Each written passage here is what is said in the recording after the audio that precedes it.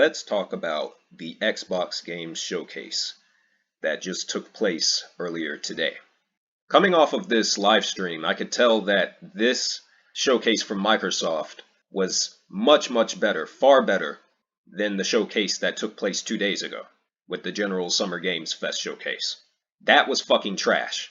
And I've had some morons post comments trying to defend that fucking showcase. Some people will fucking fanboy and shill for anything these days. And that's a big part of what's wrong with gaming in general.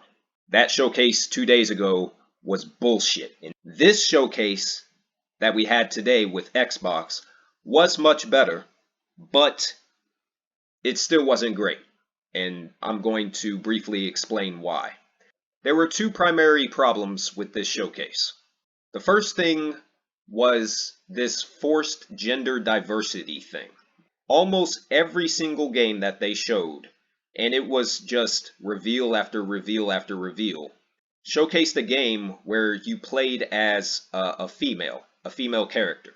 And the worst example of this was this game South of Midnight, which is full of racial stereotypes, like this stupid fucking talking catfish that they have in here. I am baffled that they have the balls to develop something like this, and then to put it in a major games showcase for everyone to see. There were so many fucking racist idiots in the fucking comments during this live stream. It's like they were asking for this type of vitriol in the comments. This toxic, racist innuendo. And as a black person, like I said, this game was, in a way, offensive. I was expecting a black character to pop up on screen, start shucking and jiving for the audience. This was just bullshit, and then it kept going and going. Like every other fucking game, there was a female character. Now, I don't have a problem with playing as a woman in a video game, but it goes back to that thing of who actually normally consistently buys video games, and it's men, by and large. It seemed like they were pandering, which is the problem. And like I said, it was like every other game. And after a while, it just became annoying. It's like, guys, stop pandering. So that was an obvious, clear issue with this showcase. But then I also noticed an even greater issue, which is Microsoft's emphasis on Game Pass. Game Pass is Xbox now. It's now their primary business model. The problem with Game Pass, when it comes to Xbox, is that there is no need now to even buy an Xbox. It's a combination of them putting all of their important exclusives day one on Game Pass, as well as day one on PC. So you've completely invalidated any reason for people to go and spend money on a new Xbox console. Any Xbox console. And not only do they have Game Pass on console, they also have Game Pass on PC as well, with the exact same prices, the exact same subscription model. So why would I go out and spend money on an Xbox console if I can just get these games day one on PC? And not only that, I don't even have to spend full price on these games. All I have to do is spend maybe about $10 a month, anywhere from $10 to $17 a month, and I have access to all of the best Xbox exclusives day one on PC. And just going over some of the exclusives, not all of these first-party Xbox games look like they're going to be worth the trouble. A perfect example is Indiana Jones and the Great Circle. Why Microsoft would pay for an exclusive Indiana Jones game makes no sense. The Indiana Jones brand is beyond damaged. The last movie that was released bombed in theaters. And the movie before that wasn't received well either. That came out years before. And not only that, but this game in particular, you make an Indiana Jones game, but you don't make it third person. You make it this first person action adventure game. That's only going to appeal to so many people. This game isn't going to attract a wide audience, in part just for that reason. Another strange one is Avowed, which looks about as generic as you can possibly get. The fact that games like Indiana Jones and the Great Circle and Avowed are the types of exclusives, the types of first-party games that Microsoft is pushing. And then we have people in the comments saying that this was a fantastic showcase and that somehow Microsoft and Xbox had a better showcase than PlayStation.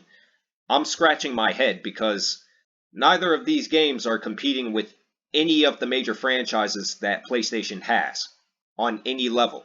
So already we have a bunch of generic games that are being pushed as first-party exclusives.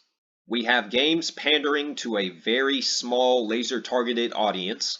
We have trailers of expansion packs for games that are multi-platform, some of which are controversial, such as Fallout 76, Sea of Thieves, and Diablo 4.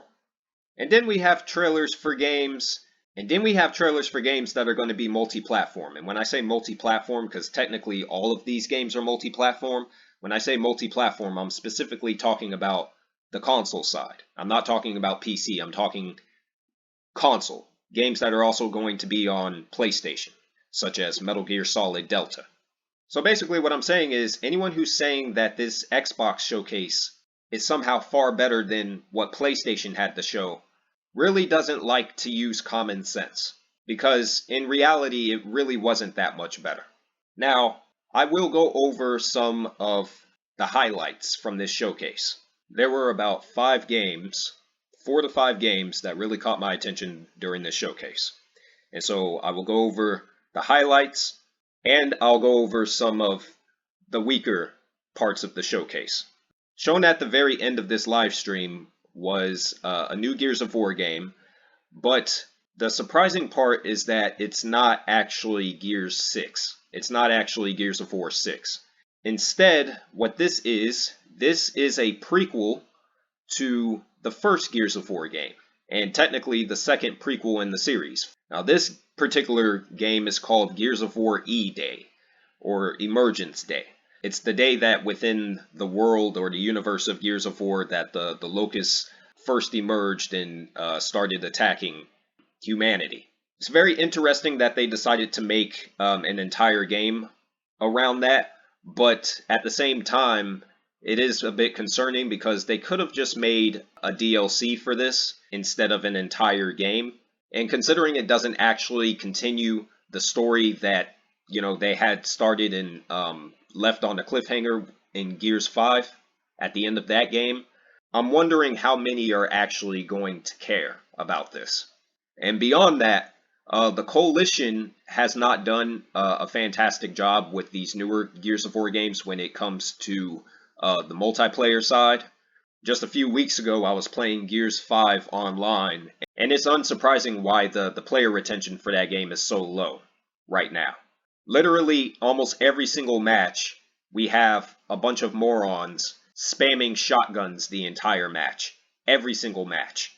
And these are people trying to relive the glory days of Gears of War 1's multiplayer. And then I was also reading that earlier in the life cycle for Gears 5, the Coalition started banning players who would go in the matches and quit consistently. But it wasn't just a simple ban.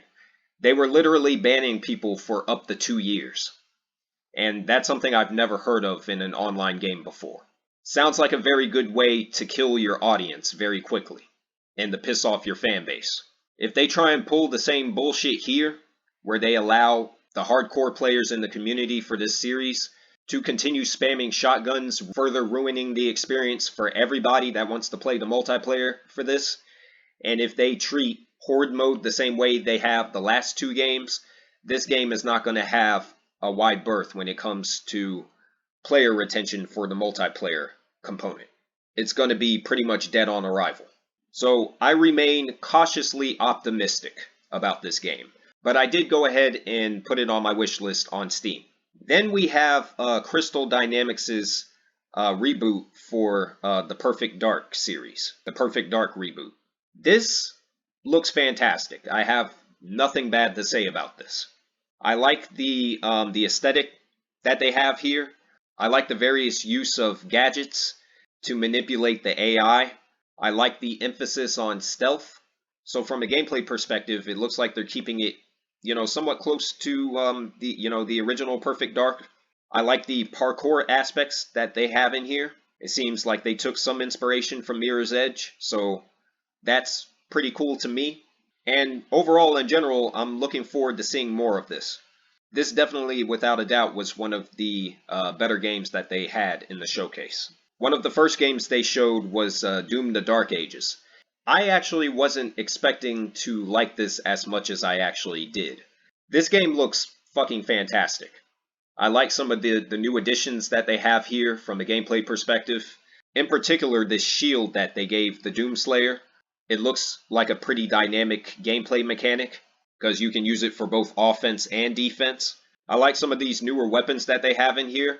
Very creative. It looks like they have more emphasis on crowd control this time around. The pace of it looks a bit faster, a bit more intense than what was in Doom Eternal. And just the general art direction, too, is something that really impressed me. And even though this game was already leaked before the airing of this live stream, like I said, it blew away my expectations. Claire Obscure Expedition 33. This also looked fantastic to me. This is a turn-based game from a French company, if I'm not mistaken. And it looks fresh. Like, the concept of it looks great. The art direction looks on point. It looks pretty dynamic for a turn-based title. So this was definitely one of the main highlights of the show for me. It's probably my second favorite thing that was shown here. Finally, we have the reboot to the Fable series. And I think they're taking a risk by going in this direction, but thus far, the game looks good. I don't have anything negative to say about it, based on what was shown. There wasn't too much of the combat that was shown here, and we didn't really get a good look at what the story is actually going to be. So similar to the Gears of War game, I'm cautiously optimistic for this. I also want to highlight Mecha Break, which has been showcased a few times by now. I want to highlight Stalker 2. I'm still going to wait for reviews for this, primarily because I don't know if the Russian-Ukraine war had taken its toll on this game's development, and so I will be waiting for reviews for this particular game. But thus far, from what they've shown here, it looks like it's shaping up to be something good. And even though I'm not really interested in playing it right now, Assassin's Creed Shadows looked okay. It didn't look fantastic or anything, but it looked okay. I'm certain we'll see more of it from the Ubisoft Forward event that's going to be taking place, I believe, tomorrow. Now I'm going to get to the weaker stuff. The Starfield DLC. It's not surprising that they made a DLC for this game, but Starfield was the most underwhelming game that came out last year, especially after the huge marketing push that it got from the Summer Games Fest that took place last year. I did cover this game when it came out, and I was not impressed. The final product turned out to be very, very disappointing, and I have no plans on purchasing this DLC expansion.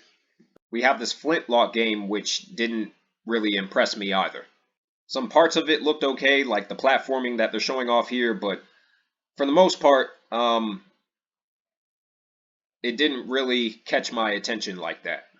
This Fragpunk game, in my opinion, is just as bad as what Sony showed off with Concord. It's another hero shooter, basically a clone of Overwatch that they're pushing. It didn't get a huge spotlight in this showcase, but it baffles me that they're still pushing games like this. And without a doubt, this was definitely one of the weaker games that they showed. One of the worst games, I think, top 3 that they had in this showcase is this Wu Chang Fallen Feathers bullshit. And I remember when this game was revealed some years ago, and I made a video on it at that time, and it doesn't look like anything's changed about it. It's just another generic Souls-like game that's basically ripping off from software. So I definitely will not be getting this. And I really don't care about Life is Strange. Square Enix, there's just no hope for that company at this point. So overall, the showcase was mixed. There were some good games that were shown. There were some bad games that were shown.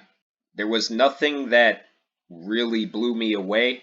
I think out of everything that was showcased here, my top 3 would be Perfect Dark, the Perfect Dark reboot, Doom: The Dark Ages, and Claire Obscure Expedition 33. Those are my top 3, in no particular order.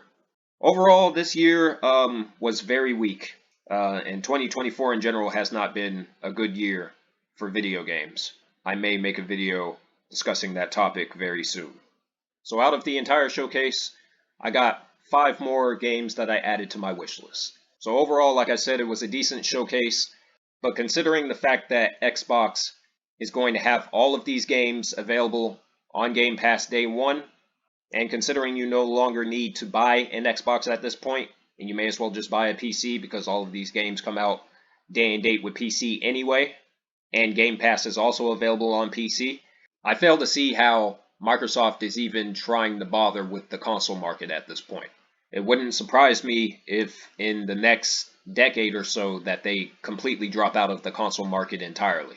And also that rumored Xbox handheld, that did not happen. We didn't see that, and we didn't see so-called rumored porting of another Halo Combat Evolved remastered to PlayStation. I think that's one of the dumbest things I've ever heard, and I'm not surprised that it turned out to be nothing but bullshit. So, there you go. Xbox Games Showcase. It was better than the showcase that they had 2 days ago, but there's not much to say about it beyond that.